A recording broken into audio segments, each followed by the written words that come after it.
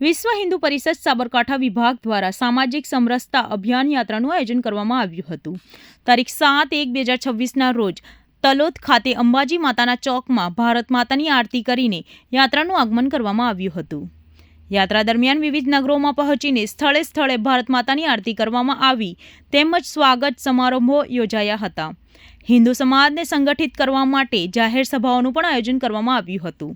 આ યાત્રામાં વિશ્વ હિન્દુ પરિષદ સાબરકાંઠા વિભાગના સમરસતા પ્રમુખ દેવજીભાઈ રાવલ, કાર્યકર્તા સમરસતા પ્રમુખ રોહન રાવલ, ઉત્તર પ્રદેશના પ્રાંતના માર્ગદર્શન પ્રવીણભાઈ ભટ્ટ, સાબરકાંઠા વિભાગના મંત્રી દીપકભાઈ પટેલ, સહમંત્રી નિલેશભાઈ પટેલ, વિભાગીય સહસંગઠન મંત્રી શિરનેશભાઈ રાવલ સહિત વિશ્વ હિન્દુ પરિષદ તલોદ ખંડના પ્રમુખ ટીનુભા ઝાલા, મહામંત્રી જસવંતભાઈ પટેલ, ઉપપ્રમુખ પવનસિંહ ઝાલા તથા અન્ય કાર્યકર્તાઓ અને ગ્રામજનોની વિશેષ ઉપસ્થિતિ રહી હતી.